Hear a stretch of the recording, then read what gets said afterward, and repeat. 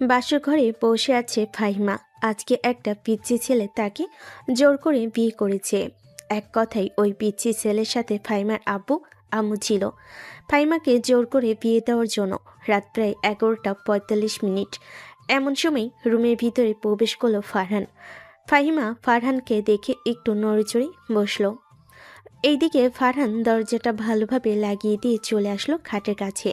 বেশ কিছুক্ষণ দাঁড়িয়ে থাকার পর ফাহিমা যখন খাট থেকে নিচে নামছিল না, তখন ফারহান ফাহিমাকে উদ্দেশ্য করে বলতে লাগলো, কি ব্যাপার? খাট থেকে নিচে নেমে আমাকে পা ধরে সালাম করতেছেন না কেন? সেই কখন থেকে এসে দাঁড়িয়ে আছি এখানে, আর আপনি কি না চুপচাপ বসে আছেন? বসে থাকবো না তো কি করব? তোকে আমার পছন্দ হয় নাই, তোকে আমি বিয়ে করি নাই, তুই আমাকে জোর করে বিয়ে করেছিস। আমি কালকে সকালে পুলিশ ডেকে নিয়ে আসবো এই বাড়িতে, আর বলবো তুই আমাকে জোর করে বিয়ে করেছিস। তোর মতো একটা পিচ্চি ছেলেকে আমি আমার স্বামী হিসেবে মানি না। মানবেন না কেন? অবশ্যই মানতে হবে আমাকে। আমাকে না মেনে আপনি কাকে মানবেন শুনি? আমার মতো এত হ্যান্ডসাম বয় পেয়েছেন, এটা তো আপনার ভাগ্যের কথা। তারপরেও যদি আপনি এই রকম করেন, তাহলে তো আপনাকে বিয়ে করা আমার ভুল হয়েছে। হ্যাঁ, তুই আমাকে বিয়ে করে অনেক বড় ভুল করেছিস। তোকে আমি আমার স্বামী হিসেবে মানি না। তোকে আমি আমার কোনো কিছুই দিব না। দেখি তুই কি করতে পারিস, কি করিস। আচ্ছা, একটা কথা শুনেন। যেহেতু বিয়ে হয়ে গেছে, চলেন 2 রাকাত নামাজ আদায় করে নিই। এরপর যা ইচ্ছা তাই করেন আপনি, তাতে আমার কোনো আপত্তি নেই। আপনাকে জোর করে বিয়ে করেছি, এখানে আরেকটা কারণ আছে, এটা না হয় না জানাই ভালো। এই বলে ফারহান ওয়াশরুম থেকে অজু করে এসে ফ্রেশ হয়ে বসে রইল। ফাইমাও আর কিছু না ভেবে অজু করে এসে ফারহানের সাথে 2 রাকাত নফল নামাজ আদায় করে বসে আছে। এমন সময় ফারহান বিছানায় শুয়ে পড়তে ফাইমা ফারহানকে লাথি মেরে বিছানা থেকে ফেলে দিল আর বলতে লাগলো, চুপচাপ এখান থেকে নিচে নেমে যা। এখানে উঠেছিস কেন? আজকে থেকে এই বিছানায় আমি ঘুমাবো, তুই ঘুমাবি নিচে। এটা তো এমন হবার কথা না। আমি এই বাড়ির ছেলে, আর আপনি এই বাড়ির বউ। আপনি আমাকে মেনে নিতেছেন না, তাই বলে আপনি আমাকে লাথি মেরে ফেলে দিবেন? এখানে তো লাথি মেরে ফেলে দেওয়ার কথা আমার। তোর লাথি মেরে ফেলে দেওয়ার কথা এটা তো আমি জানি না, কিন্তু আমার ইচ্ছে হয়েছে তাই আমি তোকে লাথি মেরে ফেলে দিয়েছি। এখন তোর ইচ্ছে দিয়ে আমি কি করব? তোর ইচ্ছের আমার দরকার নেই। আচ্ছা আচ্ছা, আপনি ঘুমান। আপনাকে কিভাবে শায়েস্তা করতে হয় আমি এটা খুব ভালো করেই জানি। ঘুমানোর পর আপনার অবস্থা এমন করব যাতে সকালে আপনি মুখ না দেখাতে পারেন কাউকে। এই বলে ফারহান চলে আসলো সোফায়। ফাহিমা বিছানায় শুয়ে মনে মনে বলতে লাগলো, এই ছেলেটা যদি আবার আমার সাথে কোনো কিছু করে বসে, তখন আমি কি করব? না না, আমাকে জেগে থাকতে হবে। জেগে থাকলে এই ছেলেটা আমার সাথে কোনো কিছুই করতে পারবে না। ফাইমা মনে মনে এইসব কথা বলতেছে। অন্যদিকে ফারহান সোফায় শুয়ে পড়ল। ফোন টিপতে টিপতে কখন যে ঘুমের দেশে পাড়ি জমিয়েছে খেয়ালই নেই তার। ফারহানকে ঘুমিয়ে যেতে দেখে ফাইমাও ঘুমের দেশে পাড়ি জমালো।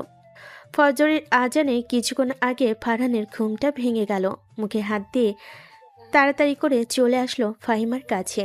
ফাহিমার মুখের দিকে তাকিয়ে ফারহান বলতে লাগলো, আপনাকে জোর করে বিয়ে করেছি কারণ আপনি আমার বড় ভাইকে ঠকিয়েছেন। এটার জন্য আমি আপনাকে জোর করে বিয়ে করেছি।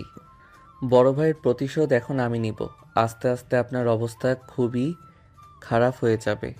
এরপরে আমি আপনাকে ছেড়ে দিয়ে আমার গার্লফ্রেন্ডকে বিয়ে করে নিব।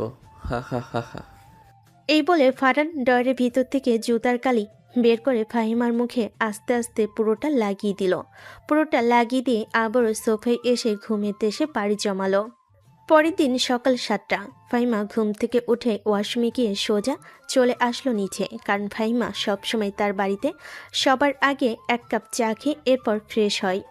ফাহিমা রান্নাঘরে এসে নিজের হাতে চা বানিয়ে সোফায় বসে বসে চা খাইতেছে আর টিভি দেখতেছে। এমন সময় ফারহানের আম্মু ফাহিমাকে দেখে হাঁ করে তাকিয়ে রইল এবং বাকি সবাই হাসি হাসি করতেছে। এটা দেখে ফাহিমা সবাইকে উদ্দেশ্য করে বলতে লাগলো, কি ব্যাপার, এইভাবে আপনারা হাসাহাসি করতেছেন কেন? আম্মু ওরা এইভাবে হাসাহাসি করতেছে কেন? আমার তো কোনো কিছুই হয়েছে নাকি যে আপনারা এইভাবে হাসাহাসি করতেছেন? আচ্ছা, তোমরা কি দুজন রাতের বেলা কালি নিয়ে ঝগড়া করছিলে? না তো, তার সাথে তো আমার কোনো ঝগড়া হয় নাই। ঝগড়া হলে তো আরও আগেই এই বাড়ি থেকে চলে যেতে পারতাম। আর কালির কথা বলতেছেন কেন? আমার মুখে কি কালি লেগে আছে নাকি? ফাহিমার কথা শুনে ফারহানের বড় চাচি হাসতে হাসতে বলতে লাগলো। তোমার মুখে কালি মানে আমার মনে হয় জুতা পালিশ করে কালি আছে না, ওই কালিটা পুরো মুখে লেগে আছে। পার্লার থেকে সেজে এসেছো, এটাই সাজা? পার্লার থেকে ওরা কিভাবে সাজিয়ে দেয় আজকে দেখলাম। মানে আপনারা কি বলতেছেন? আমি আপনাদের কথা কোনো কিছুই বুঝতেছি না। তুমি একবার আয়নায় নিজের মুখটা দেখে আসো, তাহলে বুঝতে পারবে আমরা কি বোঝাতে চাইছি। ফাহিমা সোফা থেকে উঠে চলে আসলো আয়নার সামনে। আয়নার সামনে আসতেই ফাহিমা জোরে চিৎকার করে উঠল আর বলতে লাগলো। আ আমার মুখের এই অবস্থা করেছে কে? আজকে তো আমি ফরহানের বাচ্চাকে খেয়ে ফেলবো। সে ঘুমের ভান করে আমার মুখের এই অবস্থা করেছে। এই বলে ফাহিমা আর 1 মিনিট নিচে না থেকে দৌড়ে চলে আসলো উপরে। ফারহানকে ডাকতে লাগলো। এই ফারহানের বাচ্চা, তাড়াতাড়ি ওঠ। তুই আমার মুখের এরকম অবস্থা করেছিস কেন? তাড়াতাড়ি ওঠ বলতেছি, না হলে কিন্তু তোর খবর আছে। কি হয়েছে? সকাল সকাল আপনি এভাবে আমার উপরে রেগে আছেন কেন? আর এত চেঁচামেচি করতেছেন কেন? নিচে থেকে মানুষ চলে আসবে তো। চেঁচামেচি করবো না তো কি করব? তুই আমার মুখের এই অবস্থা করেছিস কেন? বিয়ে করেছিস ভালো কথা, তাই বলে তুই আমার মুখের এই অবস্থা করবি? ফারহান এইসব কথাবার্তা বলতেছে। এইদিকে ফাহিমা বিছানার নিচ থেকে বিছানার ঝাড়ুটা নিয়ে ফারহানের সামনে দাঁড়ালো আর বলতে লাগলো। সত্যি করে বল, আমার মুখের এই অবস্থা কে করেছে? না হলে কিন্তু আমি এখন খুব রেগে যাব, আর আমি রেগে গেলে কি করব নিজেও জানি না। আরে সত্যি কথা, আমি আপনার মুখের এরকম অবস্থা করি নাই। আমি তো আপনার আগেই ঘুমিয়ে গেছি। আর আমি এত সকাল সকাল ঘুম থেকে উঠি না। সকাল 10টা বা 11টার সময় ঘুম থেকে উঠি। আপনি আমার উপর মিথ্যা অপবাদ ছড়িয়ে দিবেন না। হয়তো পার্লারে গিয়েছেন, মেকআপ করে এসেছেন, ওইটা ইনফেকশন উঠেছে। আমি খুব ভালো করেই জানি তুই এরকম করেছিস। একটু ওয়েট কর, আমি ফ্রেশ হয়ে আসতেছি, এরপরে দেখ তোর কি অবস্থা করি। চলে আসলো ওয়াশরুমে। মুখে ভালোভাবে সাবান দিয়ে কিছু লাগিয়ে মুখের কালিগুলো উঠিয়ে চলে আসলো বাইরে। এইদিকে ফারহান মনে মনে বলতে লাগলো। যাক, খুব ভালো হয়েছে। একটা তো কোনো কিছু করতে পারছি। আমার ভাইয়ের প্রতিশোধ তো আমি নিয়েই ছাড়ব। তুমি আমার যাই কিছু করো না কেন, আমি প্রতিশোধ নিয়েই ছাড়ব। ফারহান মনে মনে এসব কথাবার্তা বলতেছে। এমন সময় ফাহিমা এসে ফারহানের শার্টের কলার টেনে ধরলো আর বলতে লাগলো। তোর কত বড় সাহস, তুই এইরকম ভাবে আমার মুখে চুনকালি লাগিয়েছিস? তোকে এখন আমি মেরে তক্তা বানিয়ে ফেলবো। এই বলে ফাহিমা ফারহানকে মারতে মারতে বিছানায় নিয়ে আসলো। বিছানায় ধাক্কা মেরে ফেলে দিয়ে ফাহিমা যে ফারহানের বুকের উপর পড়তে যাবে, এমন সময় ফারহান ফাহিমার 2টা হাত ধরে টান মেরে তার বুকের সাথে একত্রিত করে খুব ভালোভাবে জড়িয়ে ধরলো, যাতে ছোটাছুটি করতে না পারে। এটা দেখে ফাহিমা বলতে লাগলো। এই কুত্তা, তাড়াতাড়ি ছেড়ে দে বলতেছি, না হলে কিন্তু আমি এখন রেগে যাব, আর আমি রেগে গেলে তোর কি অবস্থা হবে এটা আমি নিজেও জানি না। ফাহিমা এসব কিছু বলতেছি, এদিকে ফারহান ফাহিমাকে আরো শক্ত করে জড়িয়ে ধরে আছে। হঠাৎ ফাহিমা ফারহানের গালে একটা কামড় বসিয়ে দিতে ফারহান ফাহিমাকে ছেড়ে দিল। ফাহিমা ফারহানকে উদ্দেশ্য করে বলতে লাগলো। কিরে, এখন কেমন লাগে? তোকে না আগেই বললাম যে আমাকে ছেড়ে দে ছেড়ে দে, ছাড়লি না। এখন বুঝেছিস তো কেমন হয়েছে? হ্যাঁ, এখন হাড়ে হাড়ে টের পাচ্ছি। আপনি একটা রাক্ষসী, আপনি একটা কটকটি। আপনার সাথে সংসার করা যাবে না। আপনাকে আমি এই বাড়ি থেকে বের করে দিব। আপনি একটা শয়তান, আপনি একটা পেতনি। ইস, আমার গাল কামড় মেরে অর্ধেক মাংস খেয়ে ফেলেছেন। ইস, কি ব্যথা করতেছে। ব্যথা করুক, তাতে আমার কি? এটা তো করার দরকার নেই। তুই আমার মুখে কালি মেখেছিস, আমিও তোর মুখে একটু লবণ মরিচ দিয়ে ঝাল করে মাখিয়ে দিলাম। এখন সবার সামনে গিয়ে দেখালে আশা করি সবাই তোকে খুবই ভালো বলবে। আমি এখন নিচে গেলাম। এই বলে ফাহিমা চলে গেল নিচে। এদিকে ফারহান সোজা চলে আসলো ওয়াশরুমে। বেশ কিছুক্ষণ পর ফ্রেশ হয়ে চলে আসলো নিচে। খাবার টেবিলে বসে পড়তেই ফারহানের ভাবি বলতে লাগলো। কি ব্যাপার ফারহান, রাতে মনে হয় তোমরা ঝগড়া করেছিলে, তাই না মুখে কামড়ের দাগ লেগে আছে? ফারহান তাড়াতাড়ি করে তার মুখ ঢেকে ফেল আর বলতে লাগলো, আরে ভাবি, এসব কিছু না, এসব মাঝে মধ্যে হয়ে থাকে, আপনারা তো জানেন। এই বলে ফারহান তড়িঘড়ি করে খাওয়া দাওয়া শেষ করে চলে আসলো ঘরে। অন্যদিকে ফাহিমা সবার সাথে বসে গল্প করতেছে।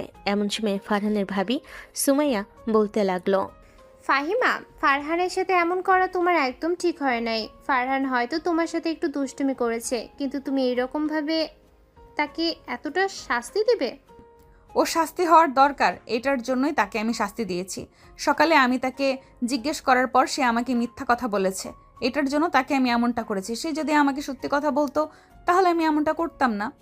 ও আচ্ছা, ভালো কাজ করেছো। এখন রুমে যাও, রুমে গিয়ে তুমি তোমার জামাইয়ের সেবা করো। এখন যেতে পারবো না, এখন আমি আপনাদের সাথে বসে বসে আড্ডা দিব, আর সে যা ইচ্ছা তাই করুক।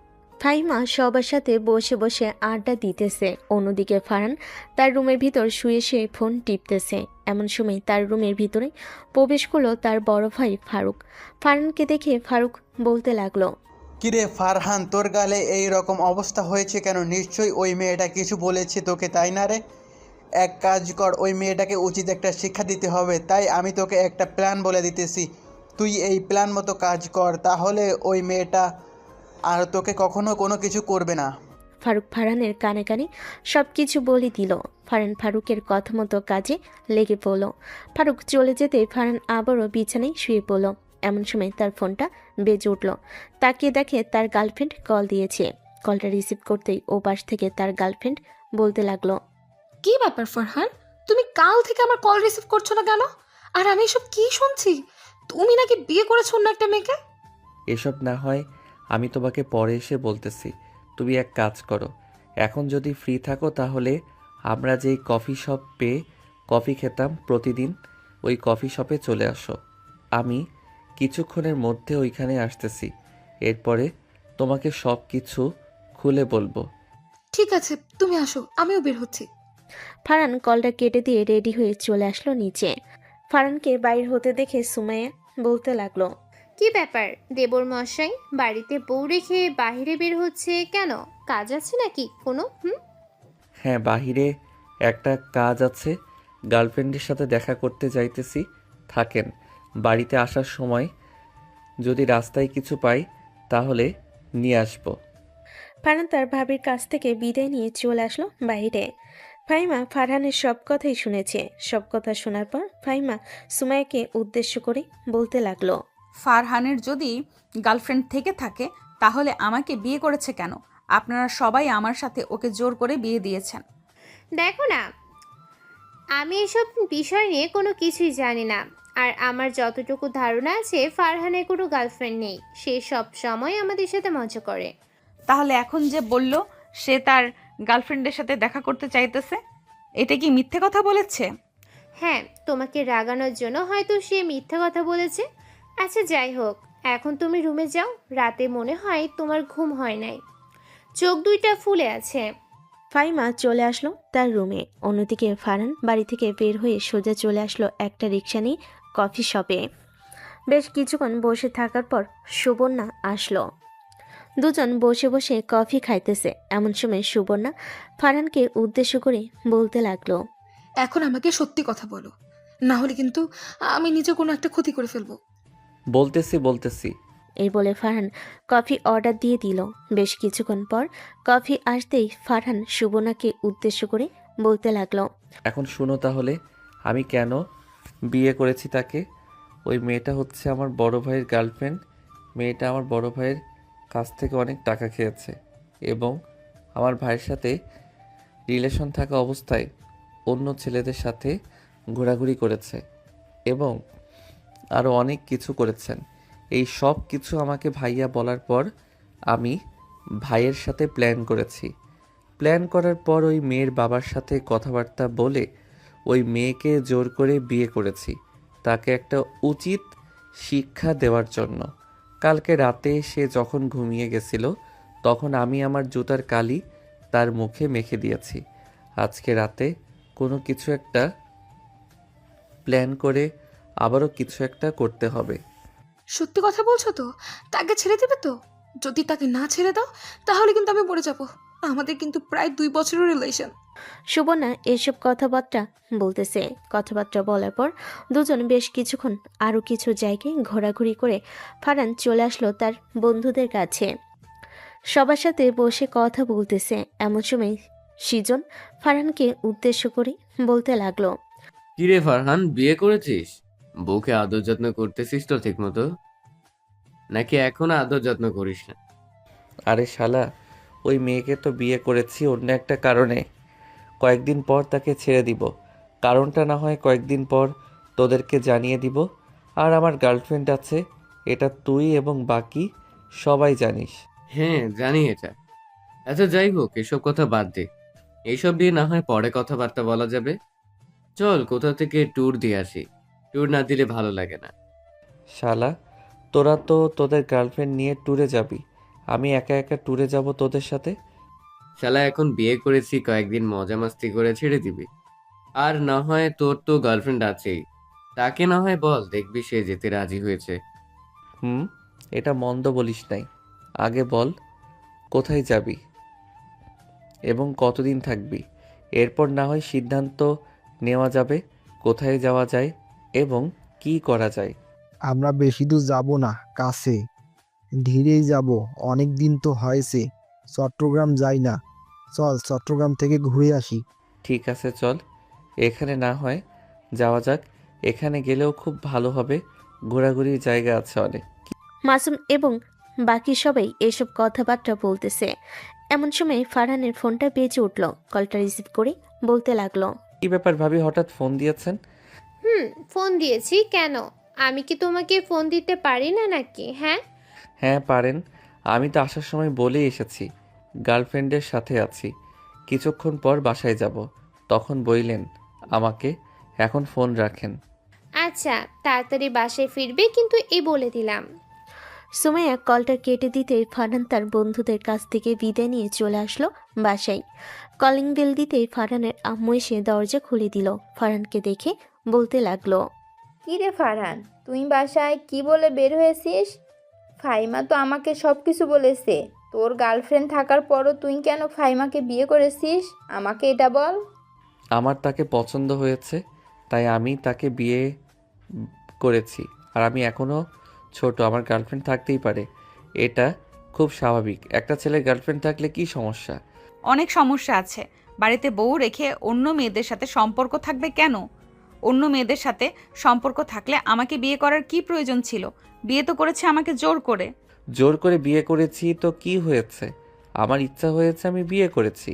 এখন আপনাকে আমার ভালো লাগে না, আমি আপনাকে ছেড়ে দিয়ে আমার গার্লফ্রেন্ডকে বিয়ে করব। বললেই হলো নাকি যে আমাকে ছেড়ে দিয়ে অন্য কাউকে বিয়ে করবেন? আর আমি এটা মেনে নেব? কখনোই নিব না। আপনি মেনে নেওয়ার কে আর না নেওয়ার কে? আপনাকে আমি ডিভোর্স দিতেই পারবো, আপনি এখানে আমাকে বাধাও দিতে পারবেন না। ঠিক আছে, আমিও দেখতে চাই তুই কিভাবে আমাকে ডিভোর্স দেস। তোর নামে আমি 100টা মামলা করব, যাতে তুই জেল থেকেই বের হতে না পারিস। আমিও দেখতে চাই তুই আমাকে ডিভোর্স দিয়ে অন্য কাউকে বিয়ে করবি কি করে। আমাকে চিনিস না ফারহান, আমি কি মেয়ে? এই বলে ফারহান চলে গেল রুমে। ফ্রেশ হয়ে বসে আছে। এমন সময় ফারহান বলতে লাগলো, কোনো কিছুই করতে পারবেন না। আপনি আমাকে 100টা মামলা দিবেন তাই তো? আমিও দেখতে চাই আপনি 100টা মামলা দিয়ে কি করতে পারেন। কি করব? তাহলে শোন, যেমন লায়লা মামুনকে 6টা মামলা দিয়ে আটকে রেখেছে, আমি ঠিক তেমনি তোকে 100টা মামলা দিয়ে এরপর আটকে রাখবো। আমাকে তুই চিনিস না, আমি কি জিনিস? হ্যাঁ হ্যাঁ, আপনাকে চিনা হয়ে গেছে। আমার ভাইয়ের জীবন শেষ করেছেন, আমি তো এটার প্রতিশোধ নিবই। ঠিক আছে, আমিও দেখতে চাই তুই কিভাবে এটার প্রতিশোধ নিয়ে থাকিস। এসব বলতেছে ফাহিমা ফারহানকে। বেশ কিছুক্ষণ এরকমভাবে হুমকি দেওয়ার পর ফারহান চলে আসলো বেলকুনিতে। চেয়ার বসে তার গার্লফ্রেন্ডের সাথে মেসেজে কথা বলতেছে। চলেন আমরাও শুনে আসি কি কথা বলতেছে। সুবর্ণা, আমরা কালকে রাতে চট্টগ্রামে ঘুরতে যাইতেছি। সবাই সবার গার্লফ্রেন্ড নিয়ে ঘুরতে চাইতেছে, আমিও তোমাকে নিয়ে ঘুরতে যেতে চাই। তুমি যেতে পারবে আমাকে নিয়ে ঘুরতে? ফারহান, আমি এখন কিভাবে যাব? আমার বান্ধবীরা যদি যেত তাহলে বলতে পারতাম আমি আমার বান্ধবীদের সাথে যাচ্ছি, কিন্তু আমার তো একটা বান্ধবীও যাচ্ছে না। তোমার বান্ধবী যাইতেছে না তো কি হয়েছে? তুমি আমার সাথে যাবে, তোমার বান্ধবীদের সাথে যেতে হবে, এমন কোনো কথা আছে নাকি? না, তারপরেও আম্মু দিবে না।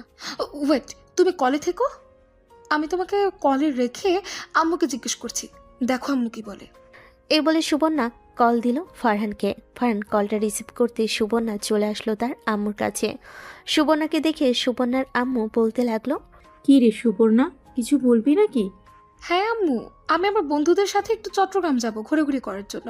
কালকে ওরা চট্টগ্রাম যাচ্ছে, আমিও যেতে চাই ওদের সাথে। এখন কোথাও যাওয়া হবে না, তোর বাসায় থাকতে হবে। আমি একটু তোর নানু বাড়িতে যাব, তোর আব্বুকে রান্না করে খাওয়াতে হবে তোর। আমি 2 দিনের জন্য যাব, 2 দিন পরে না হয় তুমি যাবে নানু বাড়িতে।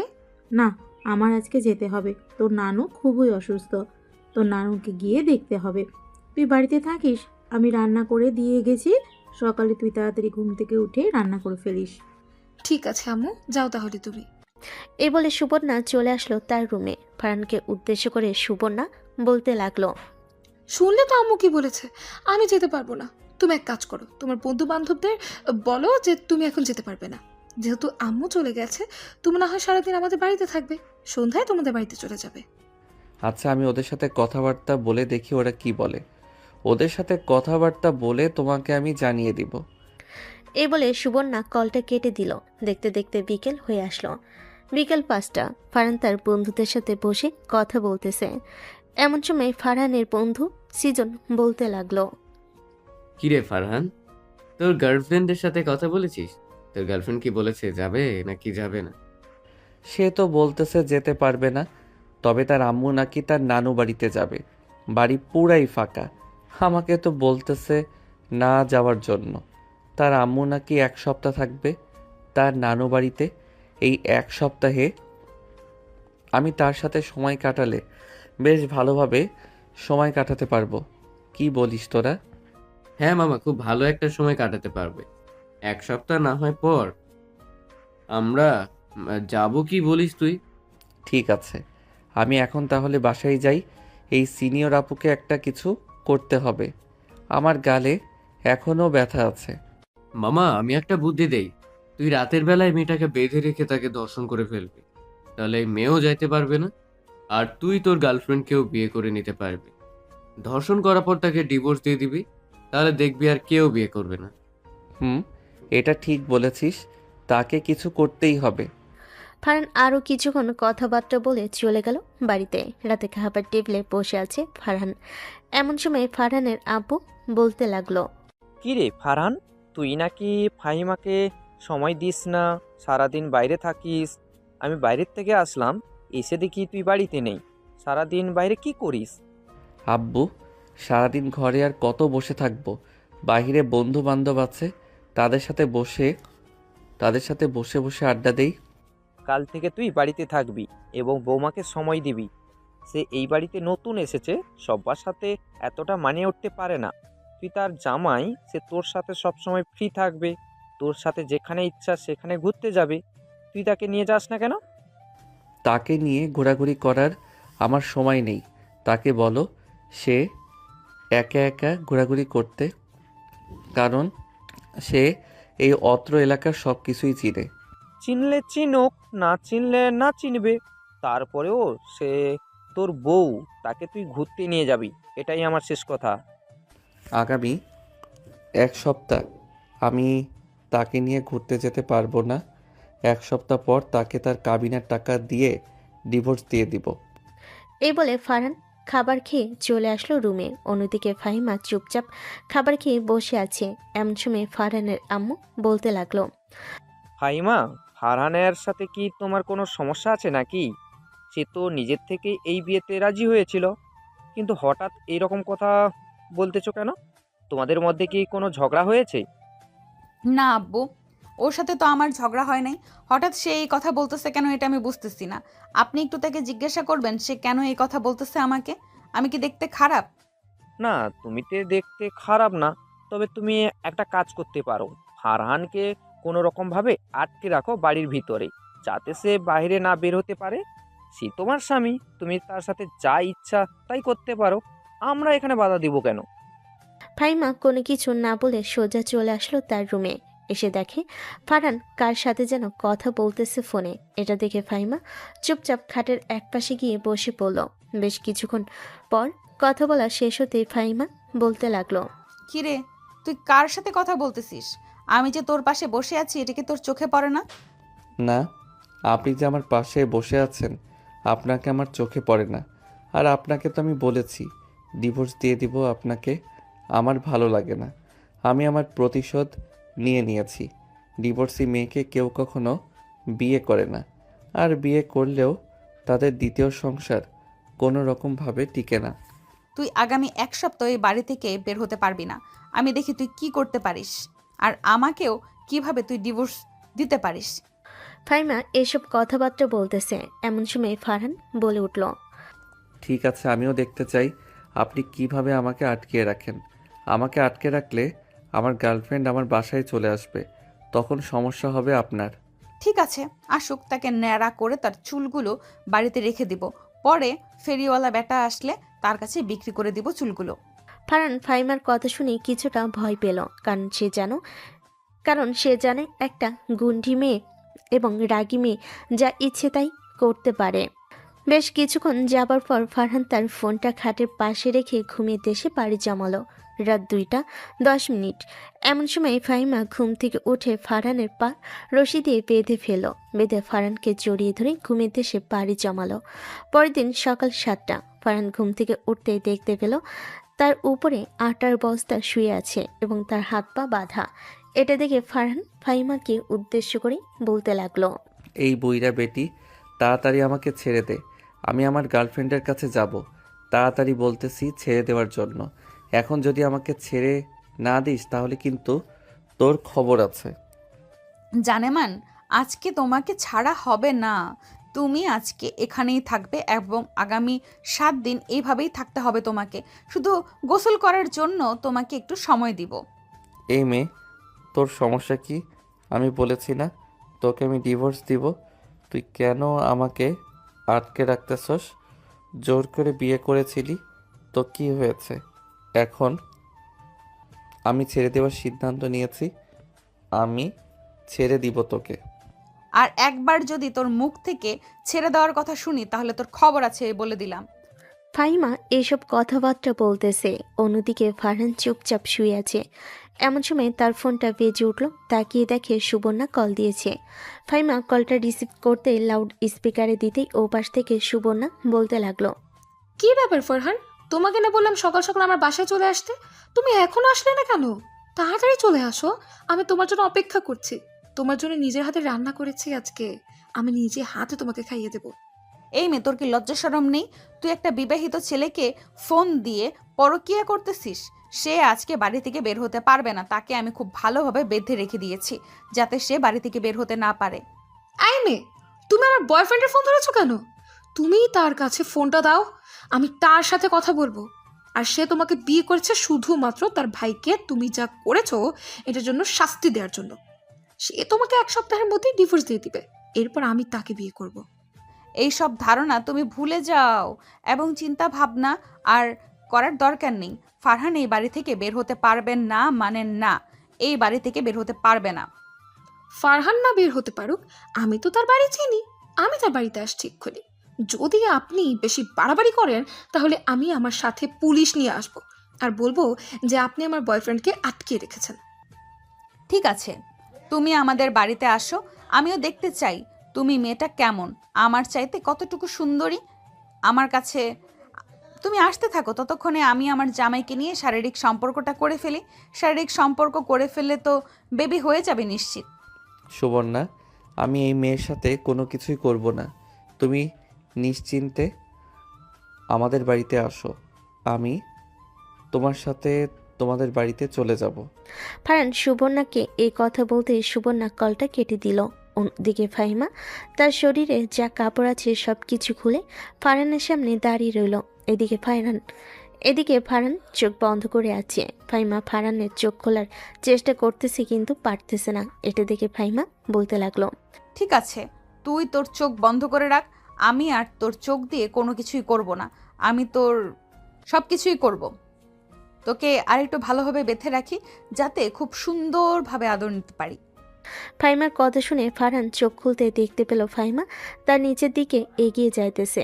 এটা দেখে ফারহান ফাহিমাকে উদ্দেশ্য করে বলতে লাগলো, এই যে শুনেন, আমাকে এইভাবে বেঁধে না রেখে আপনি আমাকে ছেড়ে দেন।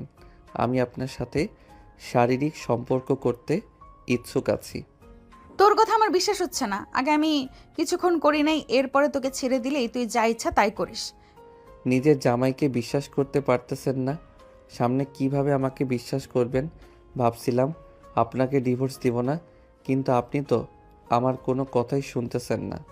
ঠিক আছে, তোর কথা আমি বিশ্বাস করে নিলাম, দেখি তুই আমাকে কি করিস।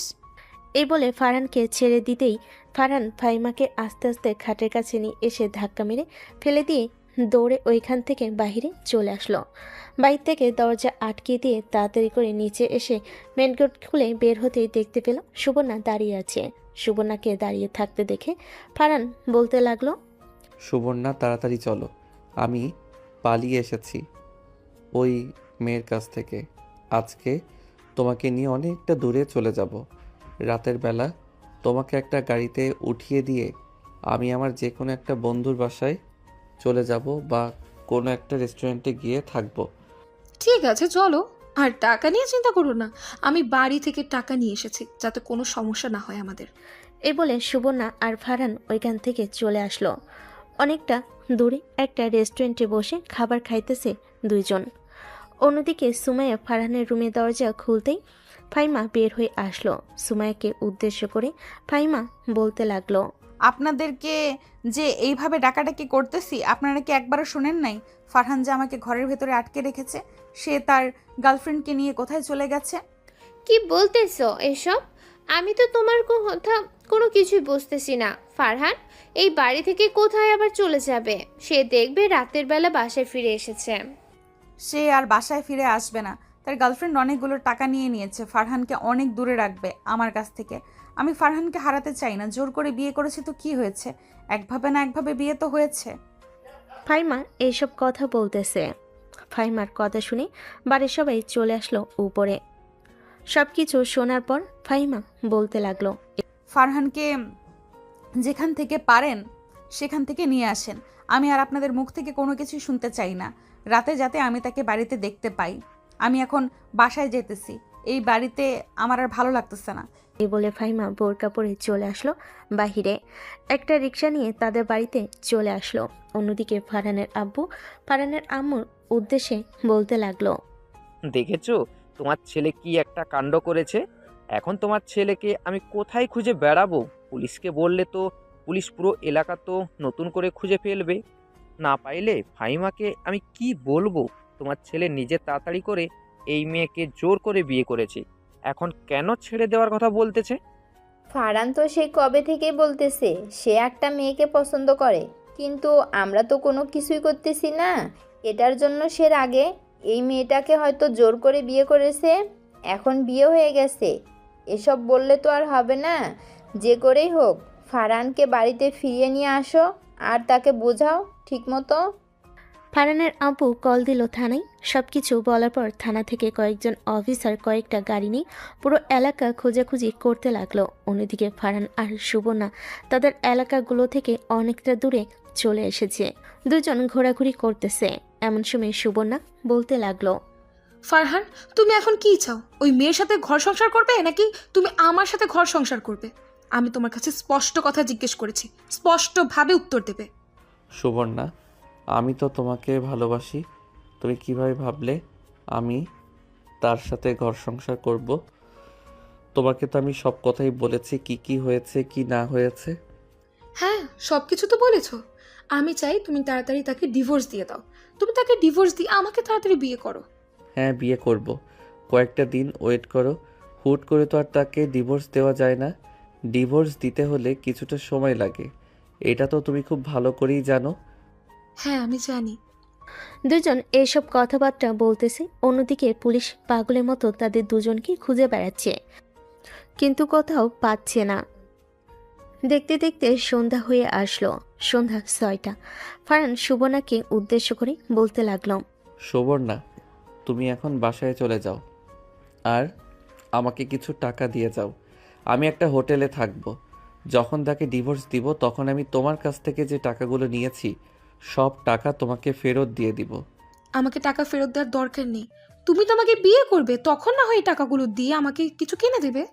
দুজন এসব কথাবার্তা বলে ফারহান সুবর্ণাকে একটা গাড়িতে তুলে দিল। অন্যদিকে ফাহিমা বাড়িতে ফিরতে দেখতে পেল সবাই বসে আছে সোফায়। সবাইকে বসে থাকতে দেখে ফাহিমা বলতে লাগলো, কি ব্যাপার শ্বশুর আব্বা, আপনি এখানে বসে আছেন কেন? আর আপনার ছেলে কোথায়? তাকে কি নিয়ে এসেছেন নাকি সে এখনো বাহিরে আছে? ফাহিমা, তাকে পুলিশ অনেক খোঁজাখুঁজি করেছে।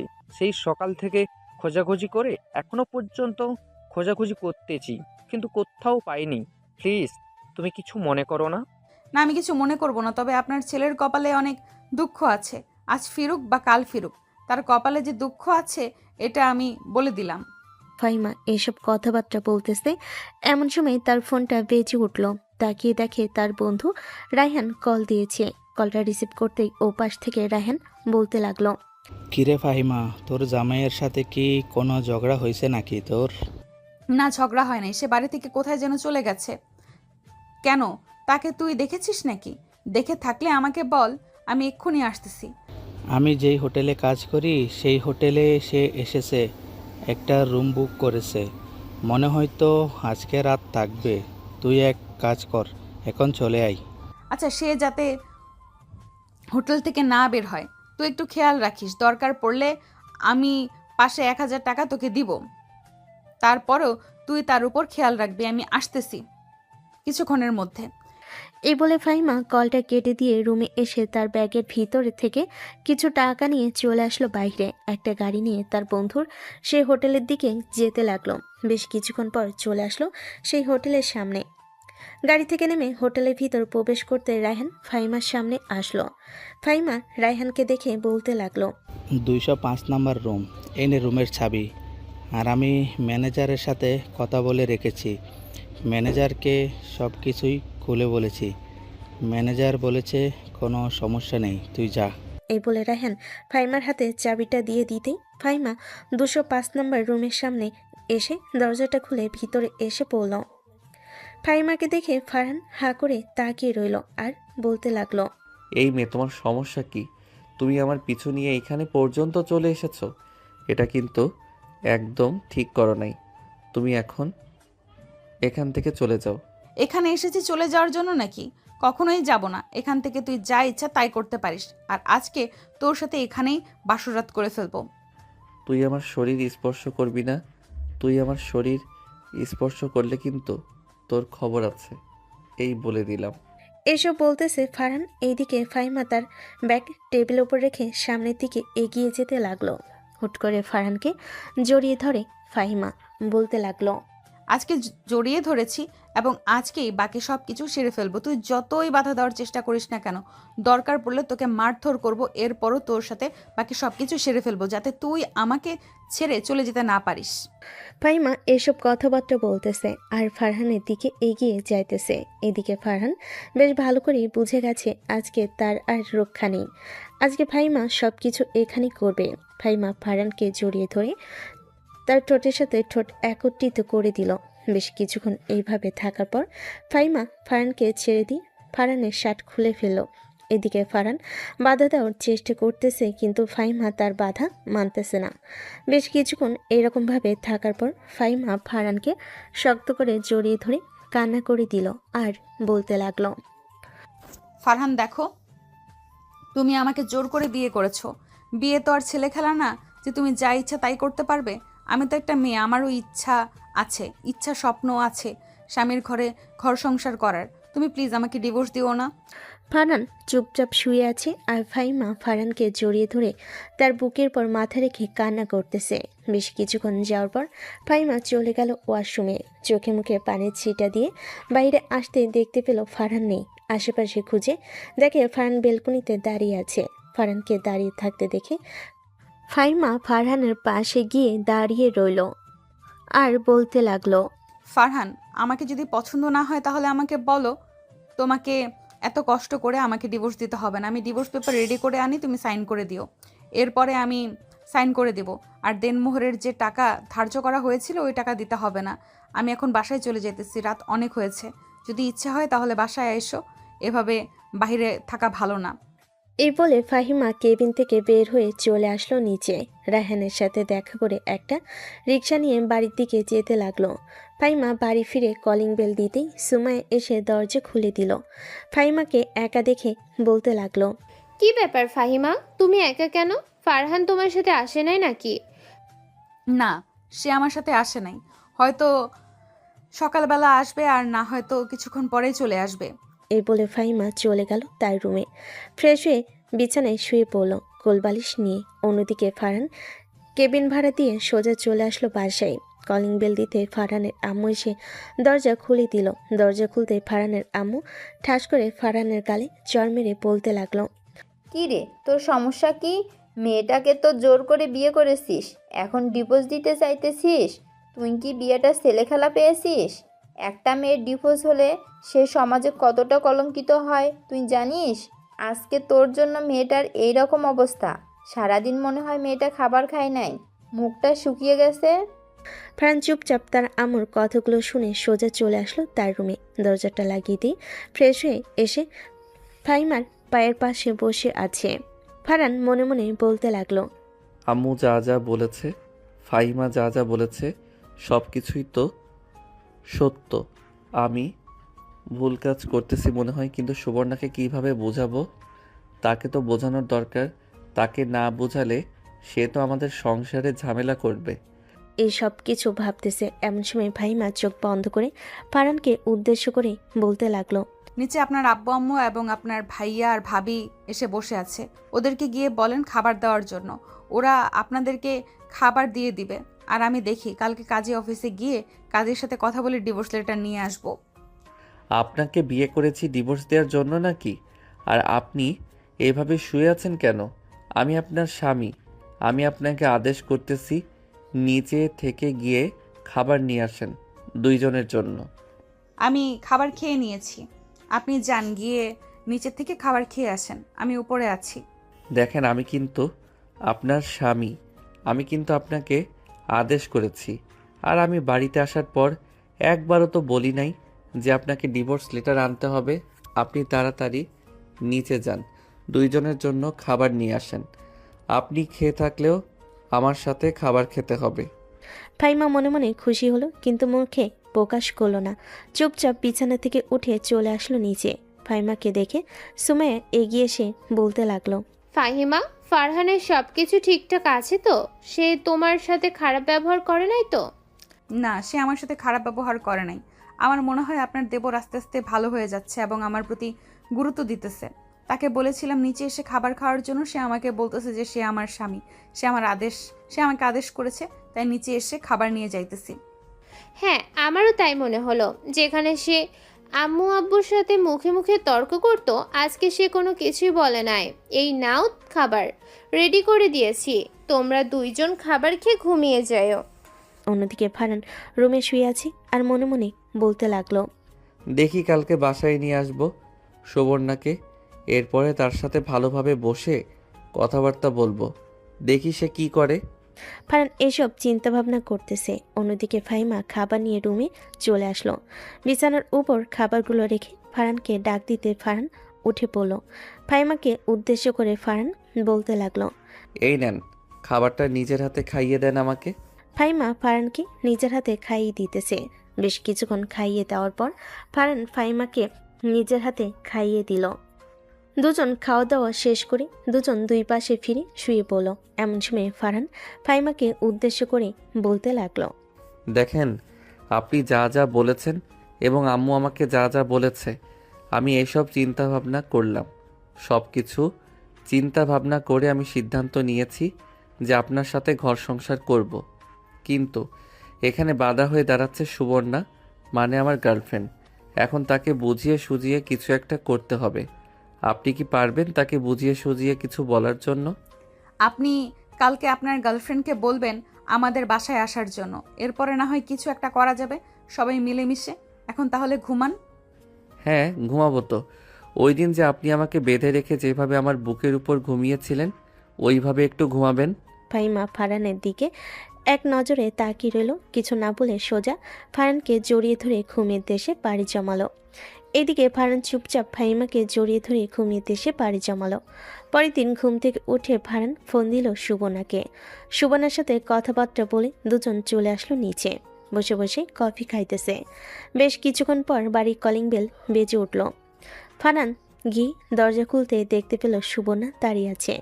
সুবর্ণাকে বাড়ির ভিতর নিয়ে আসলো ফারহান। সবাই একসাথে সোফায় বসে আছে। এমন সময় ফারহানের আম্মু সুবর্ণাকে উদ্দেশ্য করে বলতে লাগলো, সুবর্ণা, তুমি তো একটা মেয়ে এবং আমি মনে করি যে তুমি আমার মেয়ের মতো। এই যে সুমাইয়াকে দেখতেছো, সে কিন্তু এই বাড়ির বউ। তুমি তাকে জিজ্ঞেস করে দেখো, আমি তাকে মেয়ের চাইতেও অনেক বড় নজরে দেখি। সে আমার সাথে একদম ফ্রেন্ডলি। যখন যা প্রয়োজন হয় তখন আমাকে বলে, আমি সাথে সাথে এনে দিই। আমি তোমার কাছে একটা আবদার করব, আবদারটা রাখবে? হ্যাঁ আন্টি, বলেন আপনি কি আবদার করবেন। আমি আপনার আবদার অবশ্যই রাখবো। দেখো, তুমি আশা করি খুব ভালো করেই জানো ফারহানের বিয়ে হয়ে গেছে ফাইমার সাথে। তাদের বিয়ে হয়েছে আজকে 10 দিনের উপরে হবে। তুমি ফারহানের সাথে রিলেশনে আসো অনেক দিন হবে। ফারহান তোমার কথা আমাকে বলেছে, কিন্তু পরবর্তীতে সে ফাইমাকে জোর করে বিয়ে করেছে। এক প্রকার আমাদের কাছে কান্নাকাটি করে বিয়েটা করেছে সে। আমি জানি না তাদের মধ্যে কি হয়েছে কি না হয়েছে, কেন এরকমটা করেছে ফারহান। একটা মেয়ের ডিভোর্স হয়ে গেলে সে এই সমাজের কলঙ্কের দাগ লাগিয়ে দেয়, এটা মনে করে আশেপাশের মানুষ এবং এই সমাজ। তবে কেন ডিভোর্স হয়েছে এটা তারা জানে না। আমি চাই যে ফাইমার সাথে যেহেতু বিয়ে হয়ে গেছে ফারহানের, তাহলে তারা দুজন সুখে শান্তিতে ঘর সংসার করুক। তারা দুজন সুখে শান্তিতে ঘর সংসার করলে তো হবে না, আমার ব্যাপারটাও আপনাকে বুঝতে হবে। ফারহানের সাথে আমার রিলেশন প্রায় অনেক বছরের। ফারহান আপনাকে সবই বলেছে। ফারহান এই মেয়েটাকে বিয়ে করেছে তার ভাইয়ের বদলা নেওয়ার জন্য। এই মেয়েটা তার ভাইকে ঠকিয়েছে এবং আরো অনেক কিছুই করেছে। সুবর্ণা আস্তে আস্তে তাদের পরিবারকে সবকিছু খুলে বলল, সাথে ফাহিমা ও সবকিছু খুলে বলেছে। বেশ কিছুক্ষণ এইভাবে থাকার পর সুবর্ণা ফাহিমাকে উদ্দেশ্য করে বলতে লাগলো, আপনি তো সবকিছুই বলেছেন এবং আমিও সবকিছুই বলেছি। এখন বাকি যা সিদ্ধান্ত দেবেন আপনারা দেবেন। আপনারা কি করবেন কি না করবেন এসব সিদ্ধান্ত আমি জানতে চাই। এত কিছু হয়ে গেছে আর আমরা আজকে জানতে পারলাম। যাই হোক, যেহেতু আজকে জানতে পারছি, এর আগে এসব বিষয়ে আমরা জানি নাই। এখন সুবর্ণা, আমি একটা সিদ্ধান্ত দেই, তুমি মানতে পারবে? মানবো না কেন? অবশ্যই মানতে হবে আমাকে, কারণ আপনারা গুরুজন। আপনাদের কথা মানবো না তো কার কথা মানবো? তবে এমন কিছু বলবেন না যেটা আমার দ্বারা সম্ভব না। দেখো, তুমি একটা মেয়ে হয়ে যদি অন্য একটা মেয়ের ক্ষতি করতে চাও তাহলে আমাকে বলো, আমি ফারহান এবং ফাইমার ডিভোর্স করিয়ে দেব। এখানে ফাইমা যা অন্যায় করেছে এটার জন্য সে সাজাপ্রাপ্ত এবং সে সবার পা ধরে মাপ চাইবে। এটা না হয় পরে দেখতেছি। আমি যেটা বলছি তুমি এটা বুঝতে পারছো সুবর্ণা? হ্যাঁ, আমি বুঝতে পারছি, কিন্তু আপনারা আশা করি খুব ভালো করেই জানেন যে ফারহানের সাথে রিলেশন আছে আমার। আমি ফারহানকে ছাড়া থাকতে পারি না। আপনারা বলতে চাইছেন যে আমি ফারহানের জীবন থেকে সরে যাই, তাই তো? এটা আমি বলতে চাইতেছি না। আমি তোমাকে বলতে চাইতেছি যে তুমি ফারহানের আরেকটা বন্ধুর সাথে রিলেশনে যাও বা তাকে বিয়ে করো। যদি তুমি বিয়ে করো তাহলে অন্য পুরুষের একটা ছোঁয়া পেয়ে যাবে তুমি, এবং এই ছোঁয়াতে তোমার কিছুটা পরিবর্তন হবে। তবে ফারহানকে একেবারে ভুলে যেতে পারবে না, আস্তে আস্তে ভুলে যেতে হবে। সুবর্ণা, আম্মু যা বলেছে এটা কিন্তু একদম সত্যি কথা বলেছে। আমিও কিন্তু এরকম ছিলাম। ফারহানের বড় ভাইকে বিয়ে করার পর আস্তে আস্তে আমি পরিবর্তন হয়ে এই বাড়ির বউ বলতে গেলে মেয়ে হয়ে গেছি। আশা করি তুমিও পরিবর্তন হতে পারবে তুমি নিজে চাইলে। এখন যদি তুমি চাও ফারহানকে, তাহলে কিন্তু ফাহিমাকে ডিভোর্স দিতে হবে। ফারহানের আমরা চাই না কারোর সংসার ভেঙে দিতে। আমরাও মেয়ে, আমরাও বুঝি সংসার মানে কি এবং সংসার কতটা গুরুত্বপূর্ণ, স্বামী কতটা গুরুত্বপূর্ণ। বাকিটা তোমার সিদ্ধান্ত। তুমি ফারহানের সাথে কথাবার্তা বলে সিদ্ধান্ত নিতে পারো। ফারহান, তুমি সুবর্ণাকে নিয়ে তোমার রুমে যাও। আর ফাহিমা, তুমি এক কাজ করো, যেহেতু সবাই অনেকক্ষণ ধরে বসে আছে, তুমি সবার জন্য কফি বানিয়ে দাও। ওরা দুইজন কথা বলতে থাকুক রুমে গিয়ে। ফাহিমা মাথা নেড়ে চলে আসলো রান্নাঘরে। অন্যদিকে সুবর্ণা আর ফারহান চলে আসলো ফারহানের রুমে। দুজন কিছুটা দূরত্ব বজায় রেখে চুপচাপ বসে আছে। এমন সময় সুবর্ণা বলতে লাগলো, ফারহান, তোমার আম্মু এবং তোমার পরিবারের সবাই আমাকে বেশ ভালো করে বুঝিয়েছে। সংসার মানে কি, সংসার জীবনে কি কি হয়, এসব কিছু আমাকে বুঝিয়ে দিয়েছে। দেখো, আমি চাই না একটা মেয়ের জীবন নষ্ট করে দিতে, একটা মেয়ের সংসার নষ্ট করে দিতে। আমি চাচ্ছি যে তুমি ফাহিমের সাথে সংসার করো। আমি চাচ্ছি যে তুমি ফাহিমার সাথে সংসার করো। যেহেতু বিয়ে করে ফেলেছো, একভাবে না একভাবে বিয়েটা হয়েই গেছে, এটা তো আর অস্বীকার করা যাবে না। হ্যাঁ, কিন্তু তোমার আমার ব্যাপার নিয়ে চিন্তা করতে হবে না। আচ্ছা, তোমার ভালো কোনো বন্ধু আছে যার সাথে রিলেশনে গেলে বা তুমি তাকে বুঝিয়ে বলে সে সব কিছু বুঝবে এমন, এবং আমাকে বিয়ে করে নিতে পারবে 10 থেকে 15 দিনের মধ্যে? আমি আর চাই না তোমাদের সংসারের মধ্যে বোঝা হয়ে দাঁড়ানোর জন্য। হ্যাঁ, সাদিকুল আছে, সে খুব ভালো একটা ছেলে। তুই তো খুব ভালো করে চিনো তাকে। তার সাথে বিয়ে হলে মন্দ হবে না তোমার। সে মধ্যবিত্ত হলেও তোমাকে খাইয়ে পরিয়ে সুন্দরভাবে নিয়ে যেতে পারবে। তার পরিবারের সবাই খুবই ভালো। তাহলে তুমি এক কাজ করো, তুমি তোমার বন্ধুকে ফোন দিয়ে এই বাড়িতে নিয়ে আসো। এরপর সবকিছু খুলে বলো। সবকিছু শোনার পর সে যদি রাজি হয় তাহলে আমি তার সাথে রিলেশনে যাব এবং বলবো যে 10 থেকে 15 দিনের মধ্যে তার আব্বু আম্মুকে নিয়ে আমাদের বাসায় যাওয়ার জন্য। আচ্ছা, তাহলে এখন নিচে চলো, গিয়ে কফি খাই। আর আমি তাকে ফোন দিয়ে বলে দেই চলে আসার জন্য। কফি খাইতে খাইতে সে ততক্ষণে চলে আসবে। এই বলে ফারহান কল দিল সাদিকুলকে।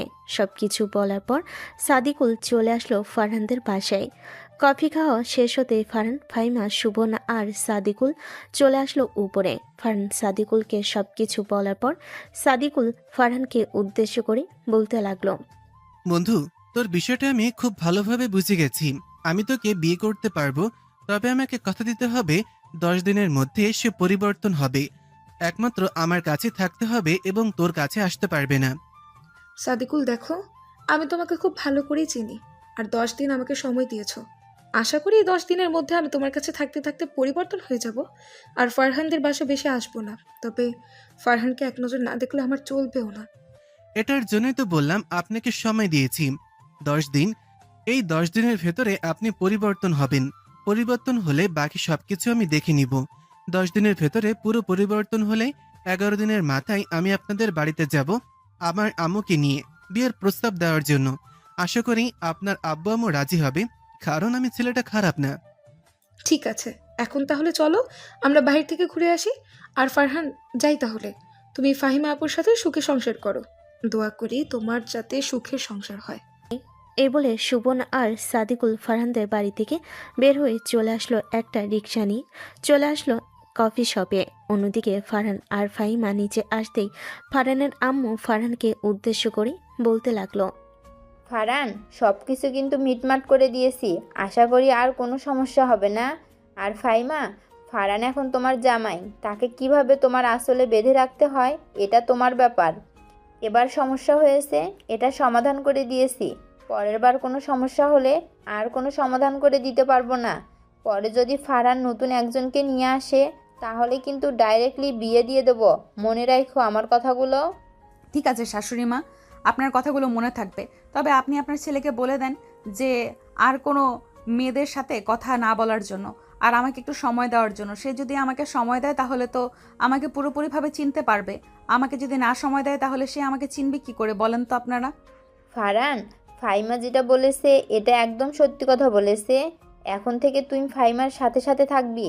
কলেজে তো যাস না, বান্দরামি করে বেড়াস, আর বান্দরামি করার দরকার নেই। এখন রুমে যা। ফাহিমা, তোমরা দুজন রুমে যাও। দুপুরে রান্না আমি আর সুমাইয়া না হয় করে ফেলবো। সুমাইয়া, তোমার সাথে আমার কিছু কথা আছে।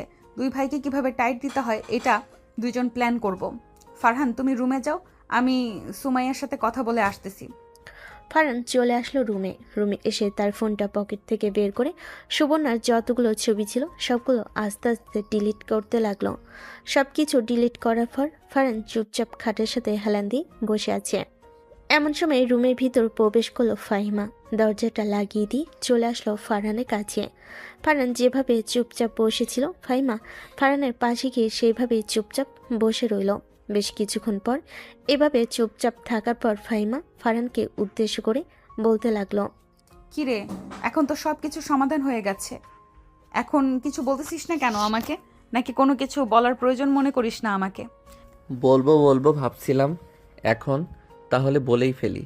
যেহেতু সব কিছু সমাধান হয়ে গেছে, এখন তাহলে আপনাকে আদর করার অনুমতিটাও আমাকে দিয়ে দেন। আমি যেহেতু ছোট মানুষ, আরেকটা ছোট মানুষ এই পৃথিবীতে নিয়ে আসার জন্য অনুমতি চাইতেছি। এখন অনুমতি চাওয়ার কোনো দরকার নেই। আর এখন দিনের বেলা কোনো কিছুই করা যাবে না। রাতে যা ইচ্ছা করে আমি বাধা দিব না। ঠিক আছে, রাতে না হয় বাধা দিবে না, এখন তো কিছু করতে দিবে। লিপ কিস ছাড়া আর কিছুই করতে পারবে না। যদি এটা করতে রাজি থাকো তাহলে করতে পারো। ফাহিমার কথা শেষ না হতেই ফারহান ফাহিমার দিকে আস্তে আস্তে এগিয়ে যেতে লাগলো। বেশ কিছুক্ষণ এগিয়ে যাওয়ার পর ফারহান ফাহিমার ঠোঁটজোড়া তার দখলে নিয়ে নিল। বেশ কিছুক্ষণ এইভাবে থাকার পর ফারহান ফাহিমাকে ছেড়ে দিয়ে হাঁপাতে লাগলো। ফারহানকে এইভাবে হাঁপাতে দেখে ফাহিমা বলতে লাগলো, কি ব্যাপার? সামান্য মাত্রটা লিপ কিস করেই এত হাঁপিয়ে যাচ্ছ? পরবর্তীতে কি করবে এটা একমাত্র আল্লাহ তাআলাই জানে। রাতের বেলা যখন আদর করব তখন না হয় দেখে নিয়েন একটু আদর করতে পারি নাকি সারা রাত আদর করতে পারি। জোর করে যেই রকমভাবে বিয়ে করেছিলাম ওই রকমভাবে না হয় জোর করে সারা রাত আদর করব। দুজন এসব কথা বলতেছে এমন সময় বাহির থেকে দরজায় ঠকঠক আওয়াজ শুনতে পেল ফারহান আর ফাহিমা বিছানা থেকে নেমে দরজা খুলতেই দেখতে পেল সুমাইয়া হাতে কিছু ফল নিয়ে দাঁড়িয়ে আছে। ফলগুলো ফাহিমার হাতে দিয়ে বলতে লাগলো, আম্মু এই ফলগুলো দিয়েছে তোমাদের দুইজনকে খাওয়ার জন্য, আর বলেছে যে খুব তাড়াতাড়ি বেবি নিয়ে নিতে। আমিও নিয়ে নিয়েছি, আশা করি কিছুদিন পর ফলাফল জানতে পারবো। আপনি নিয়েছেন, আপনারটা 1 বছর পূর্ণ হোক। আপনার একটা পৃথিবীর আলো দেখুক, এরপরে না হয় আমি চিন্তা ভাবনা করবো না। আর দুজন যদি একসাথে নেই তাহলে 2 বেবিকে কে সামলাবে? এটা নিয়ে এত টেনশন করতেছো কেন? ফারহান এবং ফারহানের ভাই সামলাবে, আমরা সারা রাত ঘুমাবো ওদেরকে সামলাতে দিয়ে। ভাবি, এটা কিন্তু একদম ঠিক হচ্ছে না। আমি কিন্তু রুমের ভিতরে আছি, সব কিছুই শুনতেছি। এইভাবে আমাদের উপরে চাপিয়ে দিলে কিন্তু আমরা নিব না। আরে না, তোমাদের উপরে এইভাবে চাপিয়ে দিতে পারি নাকি আমরা? চাপিয়ে দিব না, সোজা তোমাদের কোলে দিয়ে দিব, মনে থাকে যেন। আর ফাহিমা, তোমাকে যেটা বলেছি সেটাই করে ফেলো, বেশি দেরি করো না। দুইজন চাই যাতে একসাথে 2টা বেবি বাড়িতে আসুক। ঠিক আছে, আপনার কথা মাথায় থাকবে। মেয়েরা চলে গেল নিচে। এইদিকে ফাহিমা আর ফারহান এই ফলগুলো খেয়ে বসে রইল। দেখতে দেখতে সন্ধ্যা হয়ে আসলো। সন্ধ্যা 7টা। ফাহিমা বসে আছে সোফায়, অন্যদিকে ফারহান বসে তার বন্ধুদের সাথে দোকানে আড্ডা দিতেছে। এমন সময় সাদিকুল বলতে লাগলো, ফারহান, সবকিছুই তো শুনলাম, কিন্তু একটা জিনিস জানলাম না, তুই কেন কিছু করিস নাই সুবর্ণার সাথে? না, আমি আজ পর্যন্ত তাকে কোনো কিছুই করি নাই, শুধু তার হাত স্পর্শ করেছি। এটা ছাড়া আর কোনো কিছু স্পর্শ করি নাই। তুই বিশ্বাস না করলে সুবর্ণাকে জিজ্ঞেস করতে পারিস। সুবর্ণাকে জিজ্ঞেস করলে সে অবশ্যই বলে দিবে। তোর উপরে আমার বিশ্বাস আছে, আর জিজ্ঞাসা করার কোনো প্রয়োজন নেই। তবে এটা বলে রাখি, 10 দিন পর আমাদের বিয়ে হবে। আমি কালকেই আব্বু আম্মুকে নিয়ে তাদের বাসায় যাব। শুনলাম তার আব্বু আম্মু নাকি গ্রাম থেকে চলে এসেছে। আমি আমার আব্বু আম্মুকে বলে দিব রাতের বেলা। এসব বলতে বলতে রাত 10টা বেজে গেল। এমন সময় ফারহানের ফোনটা বেজে উঠল। পকেট থেকে ফোনটা বের করতেই দেখতে পেল ফাহিমা কল দিয়েছে। কলটা রিসিভ করতেই ওপাশ থেকে ফাহিমা বলতে লাগলো, আজকে কি সিদ্ধান্ত নিয়েছেন? বাইরে থাকবেন? রাত 10টা বেজে গেছে, তাড়াতাড়ি বাসায় আসেন। আব্বু বকাবকি করতেছেন, সবাই আপনার জন্য অপেক্ষা করতেছে খাবার খাবে বলে, আর আপনি কিনা বাহিরে গিয়ে বসে আছেন। তুমি সবাইকে খাবার দিতে থাকো, আমি 5 থেকে 7 মিনিটের মধ্যে বাসায় আসতেছি। এই বলে ফারহান কলটা কেটে দিয়ে তার বন্ধুদের কাছ থেকে বিদায় নিয়ে সোজা চলে আসলো বাসায়। কলিং বেল দিতেই ফাহিমা এসে দরজাটা খুলে দিল। দরজা খুলতেই ফারহান বাড়ির ভিতর প্রবেশ করে। তার রুমে গিয়ে ফ্রেশ হয়ে নিচে এসে খাবার খেয়ে নিল। খাওয়া দাওয়া শেষ করে সবাই বসে বসে গল্প করতেছে।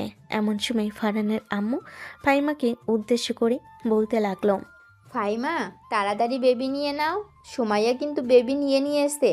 আমি চিন্তা ভাবনা করছি যে বেবি আসলে 2জন বেবি নিয়ে নিলে 2জনকেই একসাথে এই বাড়ির ভিতর ঢুকাবো বেবিদের সাথে নিয়ে। ঠিক আছে আম্মু, আর আপনি এটা আমাকে আলাদাভাবে বললেও পারতেন। আর সুমাইয়া তো আমাকে বলেছে, আপনি না বললেও পারতেন। এতগুলো মানুষের সামনে বলেছেন, আমার কি লজ্জা করে না? ফাইমা, তুমি হয়তো আমাদেরকে এখনও আপন করে নিতে পারো নাই। সুমাইয়ার যদি কোনো সমস্যা হয় তাহলে আমাদেরকে সরাসরি এসে বলে। আমি তো মাঝে মধ্যে ফারহানকে দিয়ে আমার পার্সোনাল জিনিসপত্র নিয়ে আনি। কই, আমার তো সম্মানে লাগে না, তোমাদের লাগবে কেন? তোমরাও সবার সাথে সব কিছু শেয়ার করতে পারো। এখানে কেউ তোমাদেরকে লজ্জা দেবে না এবং কটূক্তি কথা বলবে না। এসব কথাবার্তা বলতেছে ফারহানের আম্মু। দেখতে দেখতে রাত 12টা বেজে গেল। ফারহান আর ফাইমা চলে আসলো তাদের রুমে। ফাইমা দরজাটা লাগিয়ে দিয়ে বিছানায় উঠে শুয়ে পড়তেই ফারহান ফাইমার উপরে উঠে গেল। ফাইমাকে জড়িয়ে ধরে তার ঠোঁটজোড়া ফারহানের দখলে নিয়ে নিল। বেশ কিছুক্ষণ এইভাবে যাওয়ার পর ফারহান আস্তে আস্তে করে ফাইমার জামা কাপড় খুলে ফাইমাকে আদর করতে লাগলো। রাত 3:45। এমন সময় ফাইমা ফারহানকে উদ্দেশ্য করে বলতে লাগলো, ফারহান অনেক আদর করেছে, যতটুকু করেছে ততটুকুই চলবে। এখন আমার উপর থেকে নামো, পুরো শরীর ব্যথা করতেছে। এই তো যান, আর 4-5 মিনিট পর নেমে যাব।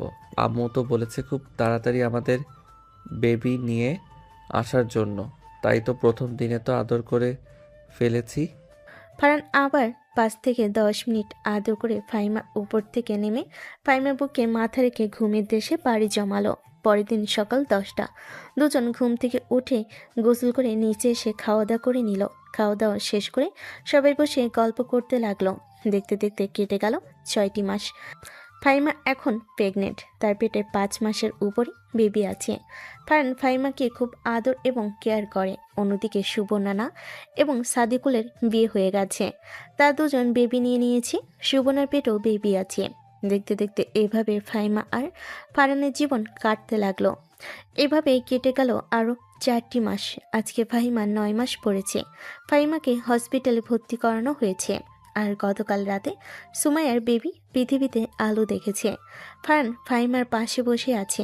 এমন সময় ফাহিমা বলতে লাগলো, ফারহান, তুমি সব সময় আমার পাশে থাকবে আর আমাকে কখনো ছেড়ে যাবে না তো? কখনো তোমাকে ছেড়ে যাব না, এটা নিয়ে চিন্তা করো না।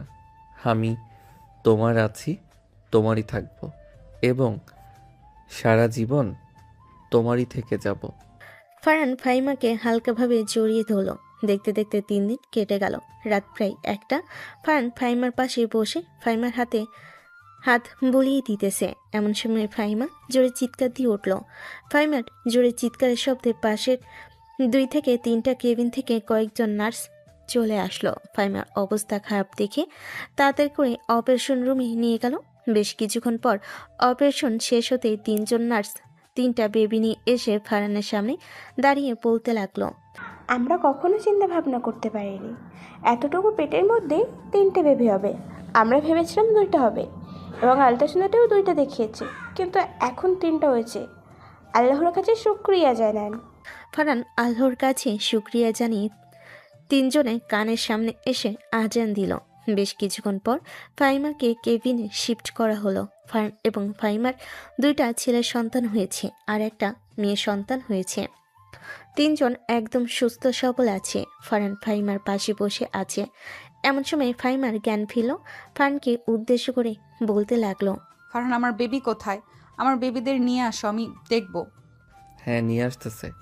আর একটা খুশির খবর আছে, আমাদের 2টা বেবি হয় নাই, আমাদের 3টা বেবি হয়েছে।